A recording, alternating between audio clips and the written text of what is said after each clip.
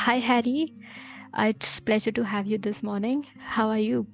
I'm good, thank you. Thank you for having me, Neha. How are things with you? So far, so good. That's good. Harry, do you mind introducing yourself? Oh, certainly, Well, I'm a husband, father, and a real estate entrepreneur. I have two kids, 8 and 3, so they're quite handful. And my wife, she makes me look good. By education, I'm an engineer. By passion, I'm a real estate entrepreneur. So, I have a few questions for you in terms of decision making and how they would impact our mental health and mindset as well. So, the first question is in the realm of decision making, emotions can significantly influence our mental state. How can we effectively harness our emotions to make informed decisions while safeguarding our mental health, especially in situations where choices might carry a heavy emotional burden? So, what's your take on this?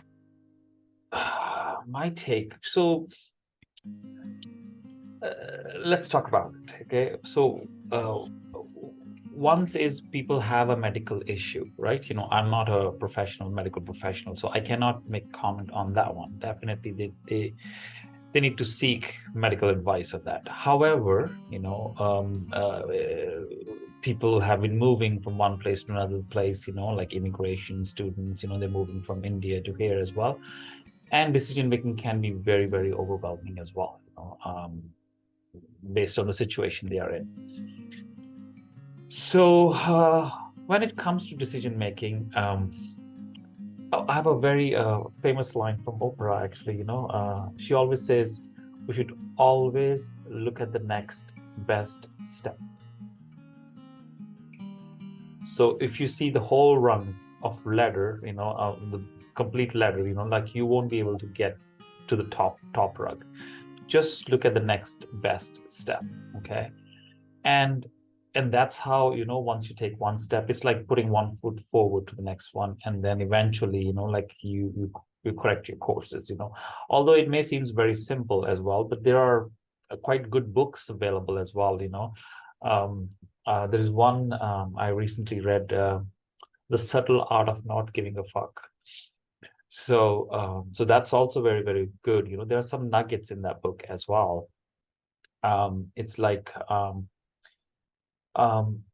there are whenever we are in the situation, we are so overwhelmed, so everything seems to affect on what we're doing. It could be your work and everywhere.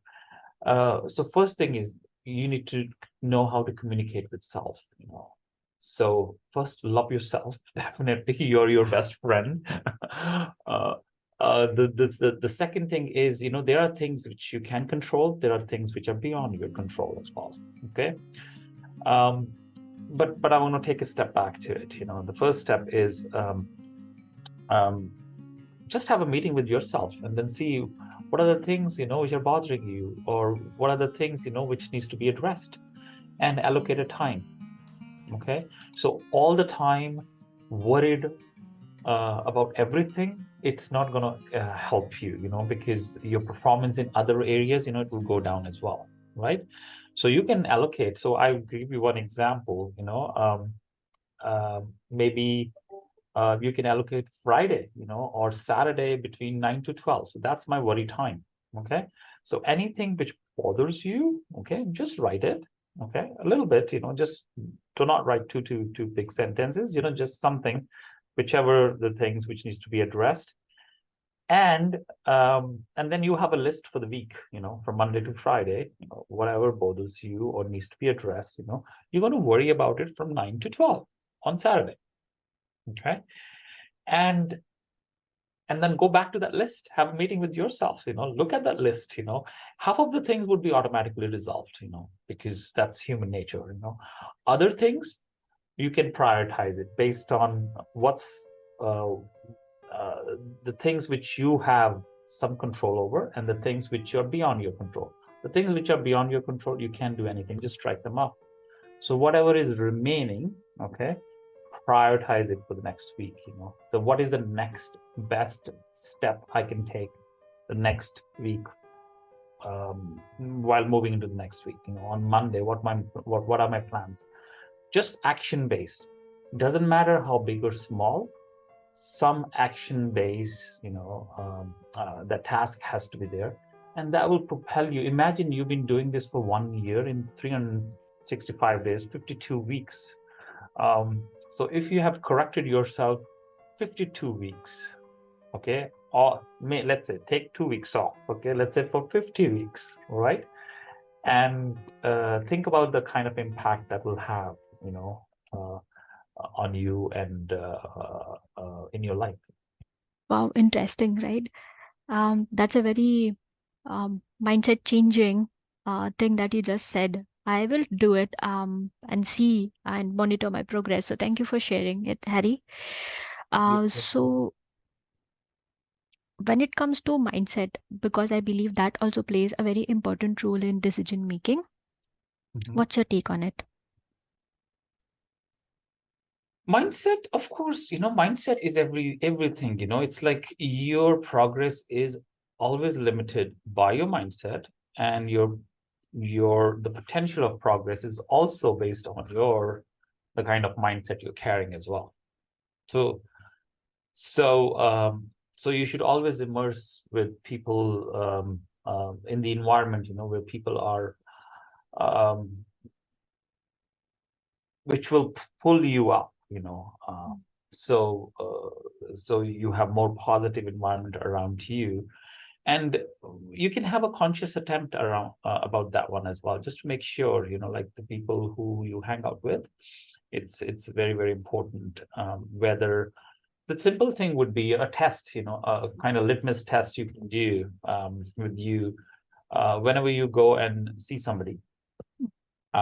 Just think about it, like, I mean, am I better off after meeting with that person in terms of energy? You're like, how do you feel about it?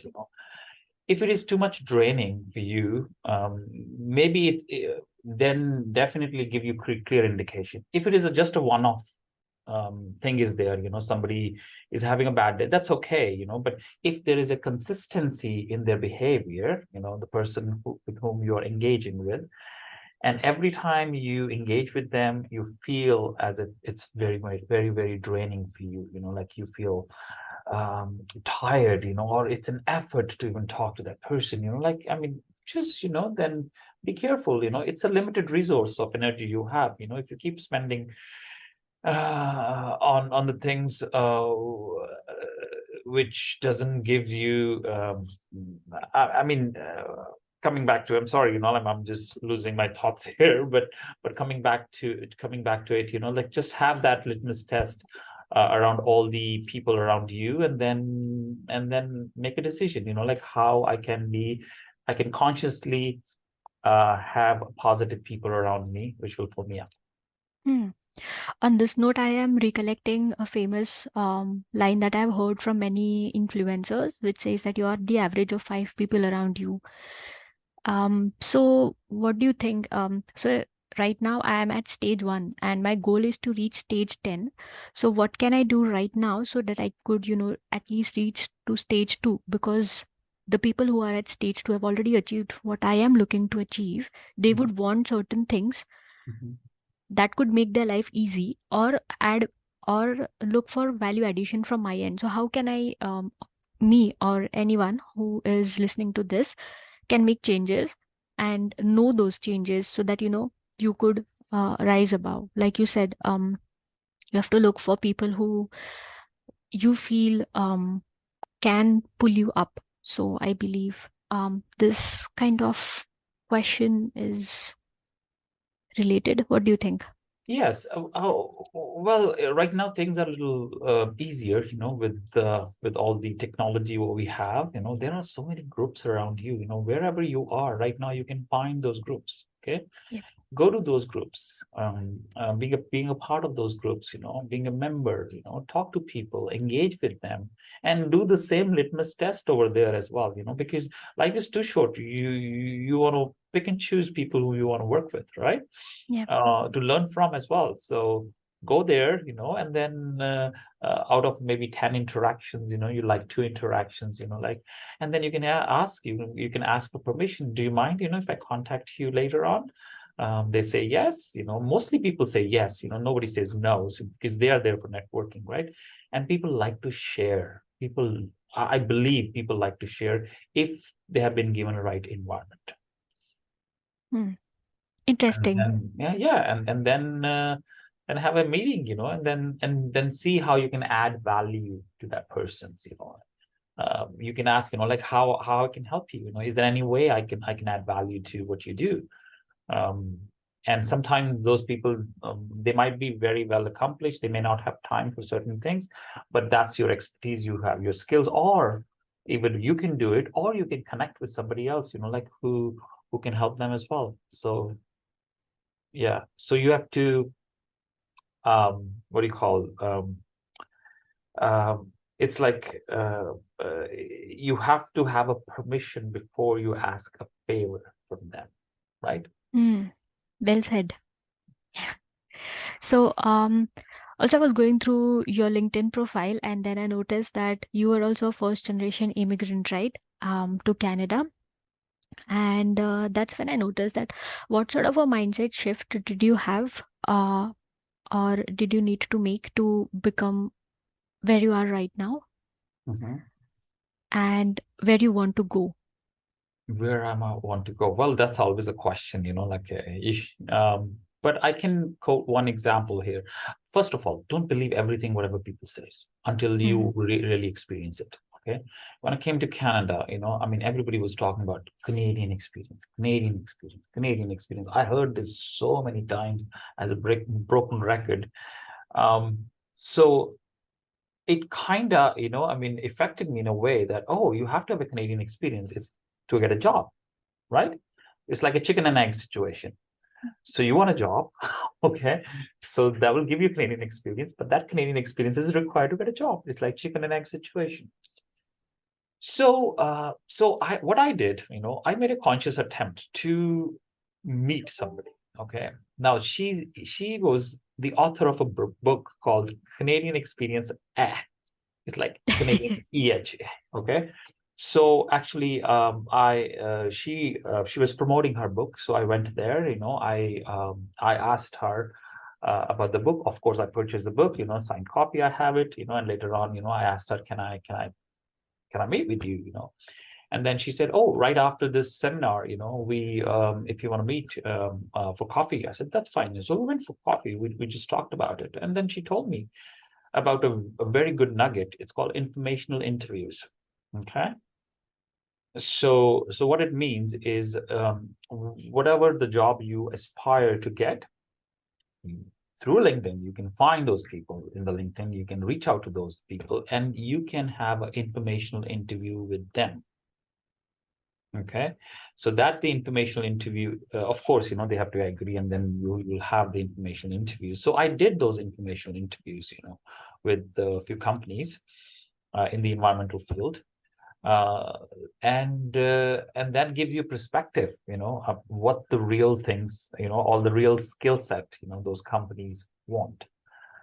So my advice to whoever it is, I mean, this is just one example. There might be many, but the thing is, do not believe on everything what people says, like, I mean, um, just believe it, with a grain of salt, how it is true, how much it is true, and uh, and reach out to people, like who actually know what's going on. Hmm. So, probably the last question for you.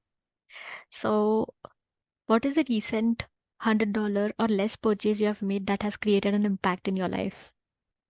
Would you repeat your question, please? Yep.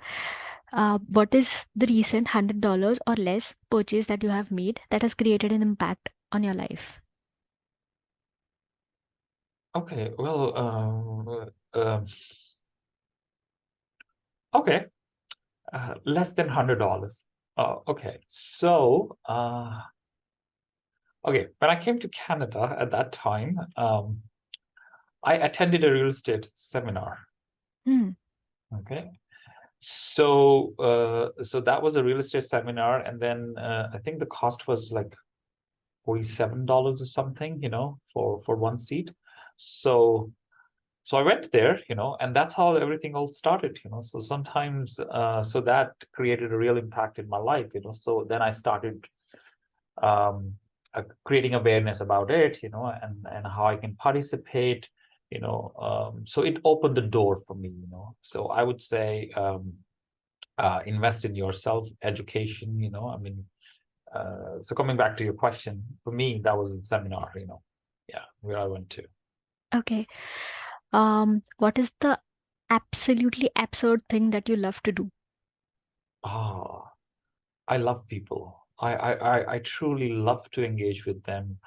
Um, and I like to provide value with whoever engage with me as well, around me, my family, friends. So my ultimate goal, I think you were asking me in your previous question, what's the ultimate goal? The ultimate goal is to create memories with the people with whom I want to hang out with, family, friends, and everybody, and of course, uh, create value for them, in one way or another. So, Okay. Is there anything that I should have asked that I have missed asking?